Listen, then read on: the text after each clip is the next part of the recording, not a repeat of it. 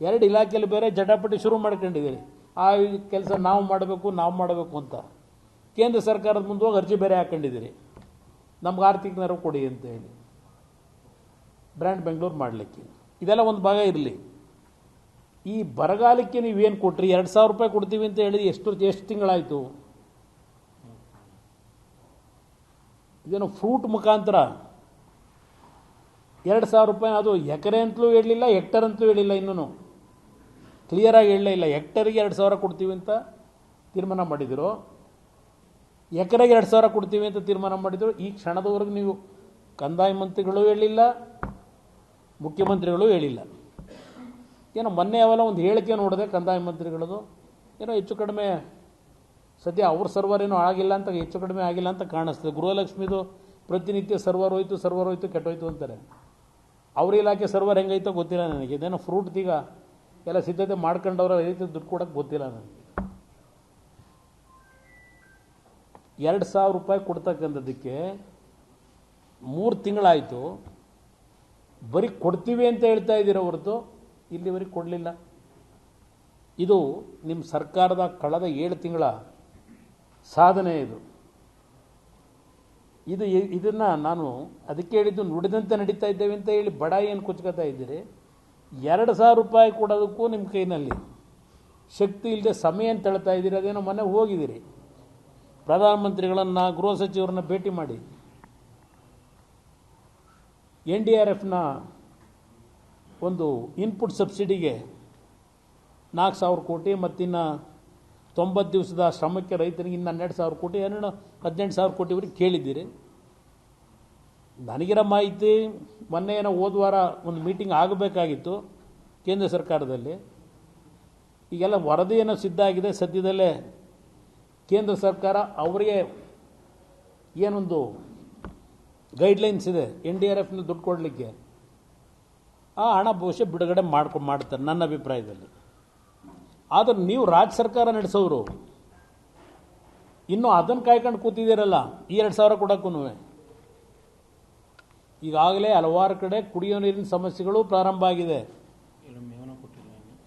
ಮೇವು ನಾನು ಸದನದಲ್ಲೇ ಗಮನಿಸಿದೆ. ಒಂದು ಕಡೆ ಮೇಲ್ಮನೆಯಲ್ಲಿ ಹೇಳ್ತಾರೆ ಇಲ್ಲಿವರೆಗೆ 2 ಲಕ್ಷ ಕಿಟ್ ಕೊಟ್ಟು ಅಂತಾರೆ ಮೇವಿನ ಕಿಟ್ನ.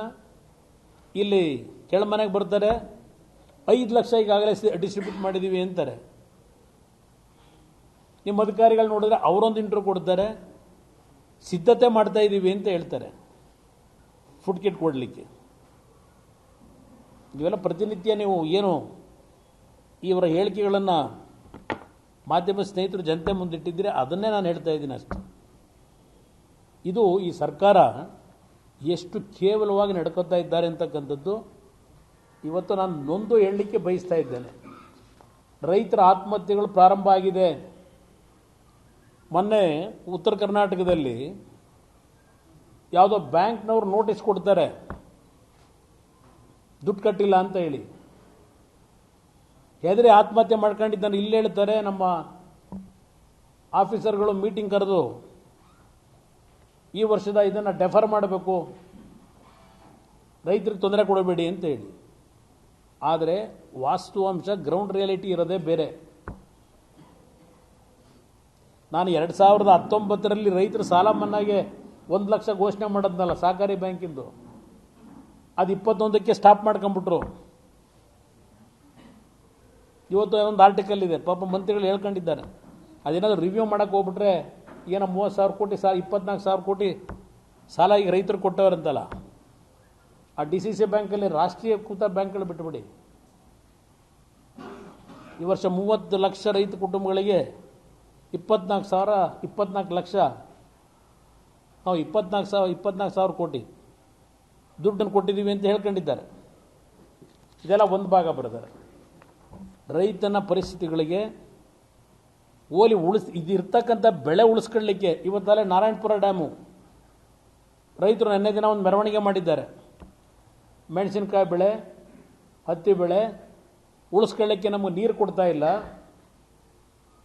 ನೀರು ಬಿಡಿ ಅಂತ ಹೇಳಿ ನಾರಾಯಣಪುರ ಡ್ಯಾಮ್ನಿಂದ ನೆನ್ನೆ ಒಂದು ದೊಡ್ಡ ಮಟ್ಟದ ಬೃಹತ್ ರ್ಯಾಲಿನೂ ರೈತರು ಮಾಡ್ಕೊಂಡಿದ್ದಾರೆ. ಇದರ ಬಗ್ಗೆ ಸರ್ಕಾರಕ್ಕೆ ಏನಾದರೂ ರೈತರ ಬಗ್ಗೆ ಚಿಂತನೆ ಇದೆಯಾ ನಿಮಗೆ?